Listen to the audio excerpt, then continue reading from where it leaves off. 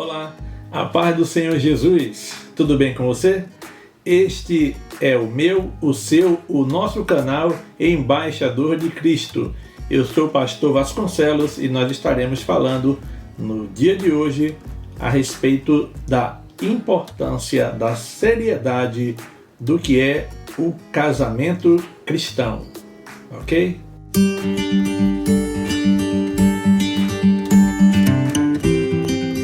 Pois bem, não é interesse da nossa parte encerrar e esgotar este assunto tão somente neste vídeo, correto?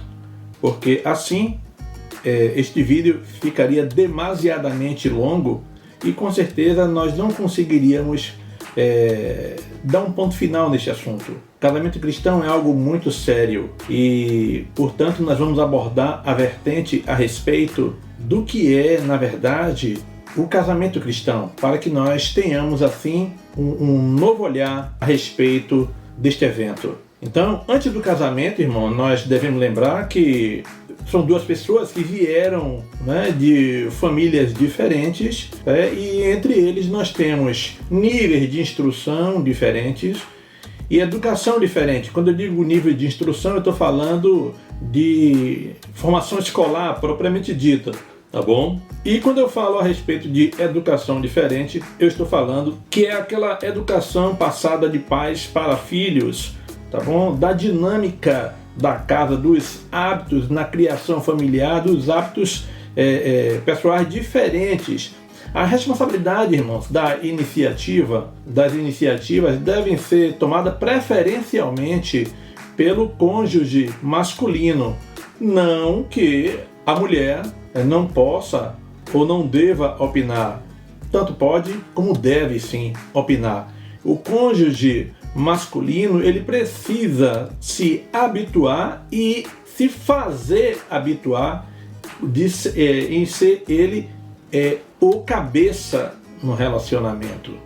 Tá? Mas você deve observar que a decisão final ela deve partir do cônjuge masculino. Nós podemos observar isso num diálogo que José travou quando o Senhor mandou que ele voltasse para as suas terras, para a terra de onde ele havia saído. Então, Jacó travou um diálogo com as suas esposas, isso você vai ver com mais calma, está lá no livro de Jó, no capítulo 31, no versículo 4 a 16, tá certo? E a decisão, depois dele ter conversado com suas esposas, sua família, as suas famílias, seus filhos, você vai ver a decisão final, está lá no livro de Gênesis, capítulo 3, versículo 17. Essa decisão, ela vai estar ali bem clara, está numa forma no imperativo e no gerúndio, ou seja, ele deu uma ordem, uma determinação, ele fez com que suas mulheres e seus filhos montassem e retornassem todos para o local onde o Senhor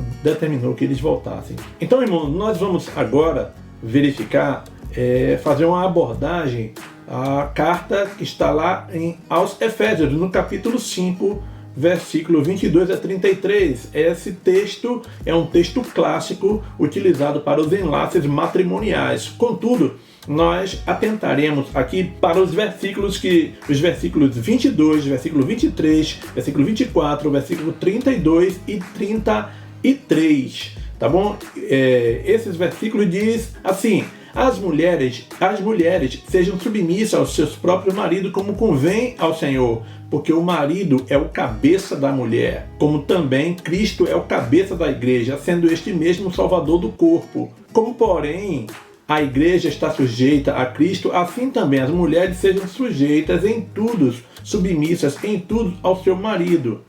Grande é este mistério, mas eu me refiro a Cristo e à igreja. Não obstante, vós, cada um de per si, também ame a sua própria esposa como a si mesmo, e a esposa respeite ao seu marido. Nós vamos partir agora para a essência do que é, na verdade, o casamento. Deus criou o mundo com hierarquia, exatamente. Na hierarquia criada por Deus, nós encontramos a seguinte disposição. A hierarquia celestial, ela é composta do Pai, do Filho, o Espírito Santo e os anjos na hierarquia celestial.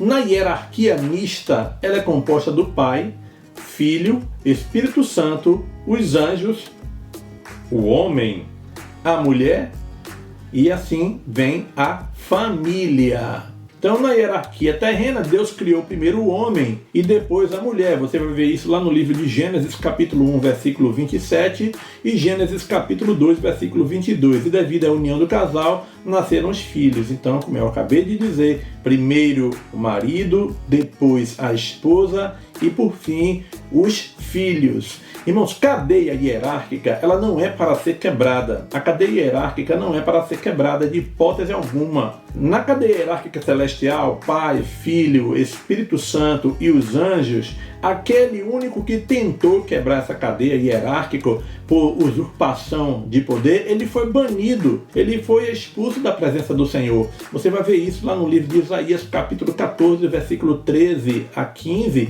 e também em Ezequiel, capítulo 28, versículos 13 a 19. Irmãos, toda quebra de hierarquia traz uma consequência. A primeira quebra de hierarquia, nós acabamos de ver aqui, ela é um princípio da sublevação, de passar por cima da autoridade da pessoa que está com autoridade maior do que a dele, é não querer respeitar essa autoridade e passar por cima. Esse é o princípio da sublevação. Tá bom? Da sublevação. Então, a hierarquia terrena, no aspecto familiar, como eu já acabei de dizer aqui, marido, esposa e filhos, ela até pode ser quebrada, mas não deve. Existe a diferença entre pode e não deve, tá bom? Ela pode ser quebrada, mas não deve ser quebrada. E o Senhor Jesus, ele deu exemplo disso, porque quando ele estava na condição de pessoa humana, ele sendo filho de Deus, na condição humana, ele não usurpou ser igual ao Pai. Antes, a si mesmo se esvaziou, assumindo forma de servo. Você vai ver isso em Filipenses, capítulo 2, versículo 6. Já entendemos o princípio da hierarquia, nós vamos aqui agora partir para a essência do texto que está lá em Efésios. O texto diz assim: vós mulheres, sede submissa aos vossos maridos, como ao Senhor. Efésios 5, 22.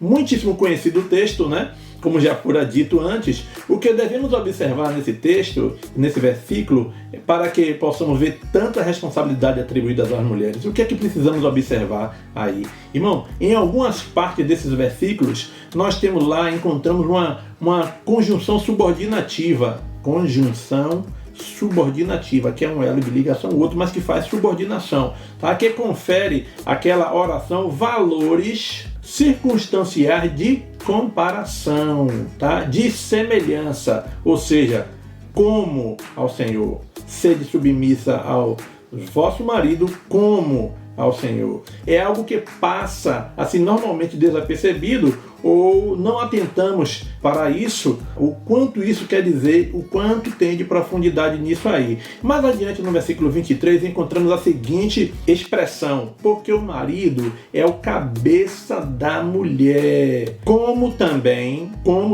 Cristo é o cabeça da igreja. Aqui a palavra, irmãos, aparece reforçada pela conjunção também, ó, como também. Ela traz uma semelhança, uma comparação, e agora ele reforça como também. Então, dessa forma, o homem passa, irmãos, na verdade, a ser comparado, ou seja, torna-se a ser a representação de Cristo, enquanto a mulher torna-se a ser uma representação da igreja dentro do seu casamento. Olha aí a responsabilidade, tá? Em Provérbios capítulo 9, versículo 10, diz o seguinte: o temor do Senhor é o princípio da sabedoria e o conhecimento do santo é prudência. Existe uma cobrança muito grande de que a mulher seja submissa ao marido. A cobrança é ferrenha no nosso meio. Nós veremos agora o grau de responsabilidade entre o casal. Já vimos que a mulher, a princípio deve obediência a seu marido. Agora vamos ver o homem. O homem foi posto por cabeça. Irmãos, é na cabeça que nós encontramos o que temos de maior valor, é o nosso cérebro. O cérebro, ele quem diz nós devemos fazer, ele nos dá a direção para nós executarmos todas as coisas. No lar não é diferente. Cabe ao marido dirigir, orientar, governar, tá bom? A sua casa. O que foi determinado isso pelo Senhor lá no livro de Gênesis, no capítulo 3, versículo 16, Você vai ver isso, capítulo 16, na parte C. O teu desejo será para o teu marido e ele te governará. Deus ainda, irmãos, condicionou ao homem que para assumir cargo na igreja, ele deverá governar bem a sua casa e criar os filhos sob disciplina e com todo respeito. São requisitos essenciais, indispensáveis. Está lá em 1 Timóteo, capítulo 3, versículo 4.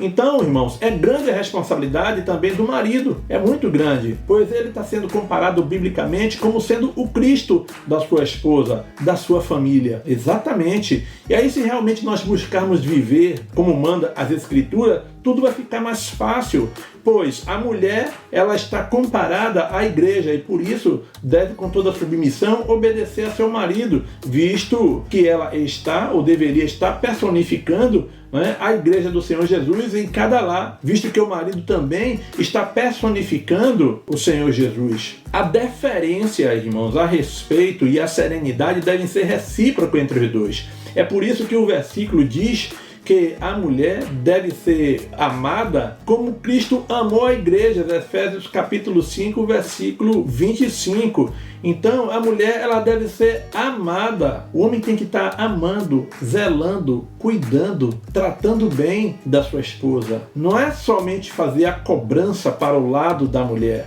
mas o homem tem a obrigação, a responsabilidade de se portar como o Senhor Jesus deixou para nós exemplo em tudo. É por essa razão que o casamento é a única instituição divina, irmão, criada por Deus.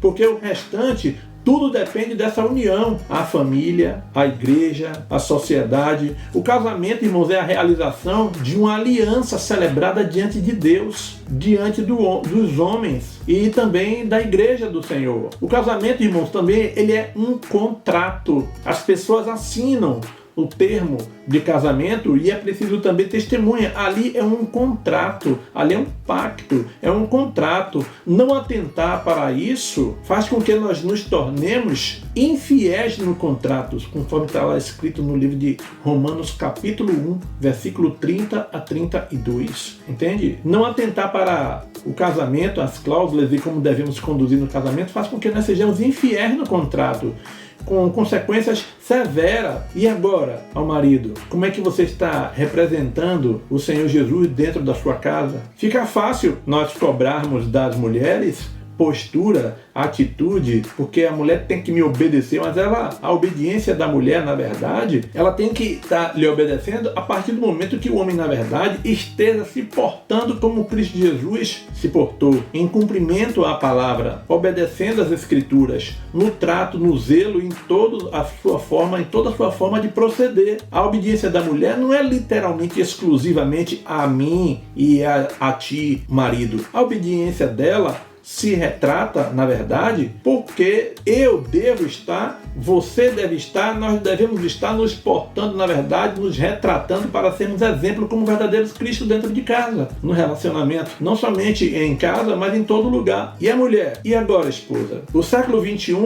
em pleno século XXI, o mundo está querendo se intrometer, dizendo que a mulher não tem que ser submissa, mas isso aí é engano do maligno, é astuta cilada do maligno, porque a mulher no século XXI, ela não está obedecendo literalmente 100% ao marido. A mulher está na condição de representação da igreja do Senhor Jesus na terra. A igreja, ela é a agência de Deus na terra. O homem e a mulher se portar cada um como deve, dentro do casamento, nós seremos verdadeiros sal da terra, luz do mundo, porque o mundo verá em nós, na verdade, a conduta que nós temos, que é diferenciada da conduta do mundo. Porque nós vemos mulheres aí, porque meu marido meu marido isso, meu marido aquilo, mas e aí? E a irmã está se portando realmente como verdadeira igreja do Senhor? Está nessa posição? Está nesse posicionamento? Ela é igreja. Imagine uma igreja que, na verdade, ela tenta se sublevar, passar por cima da autoridade do seu marido. Imagine um Cristo dentro de casa,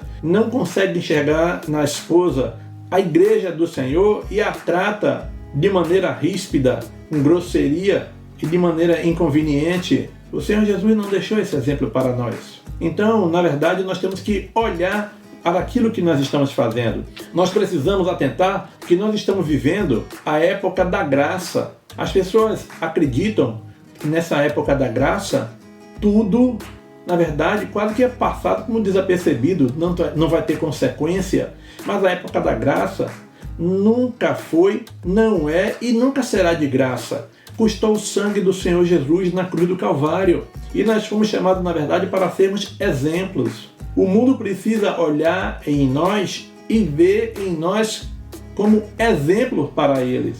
Em 2 Pedro, capítulo 2, versículo 21, está escrito: porque melhor lhes fora não terem conhecido o caminho da justiça do que conhecendo, desviarem-se do santo mandamento que lhe fora dado. Esse desviar não quer dizer que a pessoa saiu do evangelho, não. É desviar, deixar de obedecer esses mandamentos, essas instruções que lhe foram passadas. Em Números 14, 28, capítulo 14, versículo 18, me perdoe, está escrito assim: porque o Senhor é tardio em irar-se e grande em misericórdia, perdoa a iniquidade e a transgressão. Ao culpado não tem por inocente. Exatamente. Mas visita a iniquidade dos pais nos filhos até a 3ª e a 4ª geração. Irmãos, a palavra iniquidade, algo que não é muito explicado, significa, na verdade, não equidade. Ou seja, aquilo que não é peso justo, é aquele que é injusto, que pratica a justiça, porque a palavra de Deus diz que balança justa é agradável ao Senhor. Então aquele que não dá ao outro que lhe é devido está praticando iniquidade. E nós sabemos que os iníquos não herdarão o reino de Deus. E aí? E agora?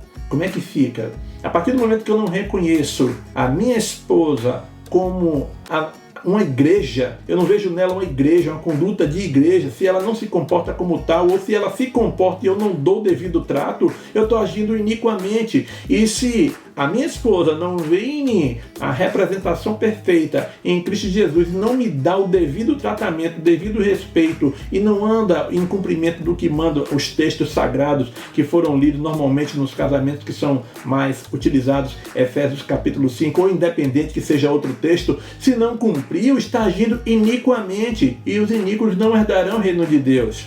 Por isso é preciso que nós deixemos de cobrar mais e passemos a proceder. É o que nós não estamos fazendo. E é daí que decorre normalmente os desentendimentos. No livro de Eclesiastes, capítulo 12, versículo 14, está escrito: porque Deus há de trazer a juízo toda a obra, e até tudo o que está encoberto, quer seja bom, quer seja mal, tá? Deus haverá de trazer a juízo tudo. Existem muitos lares aí que quem está debaixo da sua cobertura, debaixo do seu telhado, é que sabe o que é que está passando. Muitas das vezes está passando isto ou aquilo por inobservância desse princípio. Toda quebra de cadeia hierárquica é uma sublevação, é tentativa de passar por cima. Lá no livro de Romanos, no capítulo 13, versículos 1 a 7, o Senhor manda que o homem seja sujeito às autoridades, porque toda autoridade foi constituída por Deus. Então, quando Deus criou todo o princípio, Ele criou com hierarquia. E passar por cima desses princípios, irmãos, é como nós estivéssemos tomando o lugar daquele que também tentou sublevar-se perante o Senhor, conforme foi citado aqui lá no livro de Isaías e também no livro de Ezequiel, já mencionado no início do vídeo. Fiquemos atentos aí para tudo aquilo que nós estamos procedendo, como nós estamos procedendo, porque toda causa tem um efeito. Ainda que você não saiba da profundidade ou não soubesse da profundidade dessa quebra da hierarquia, desses princípios, mas quando você passa por cima deles, não respeita aquilo que está ordenado nas Escrituras, nós abrimos assim espaço para que o adversário atue em nosso relacionamento, em nossa vida, em nossa casa. Eu quero deixar aqui uma máxima para que nós passemos a refletir a respeito disso, que a mesma palavra que salva é a mesma palavra que condena quando ela não é praticada. Se eu conheço e não pratico, eu me condeno. Por isso que ele diz que antes fora que não conhecesse, tá ok?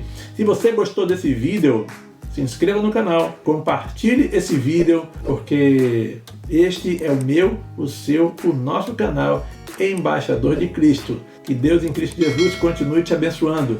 Que a graça do Senhor Jesus, o amor de Deus e a comunhão do Espírito Santo seja com todos, e todos que concordam dizem amém. Até a próxima oportunidade, em nome do Senhor Jesus. Amém.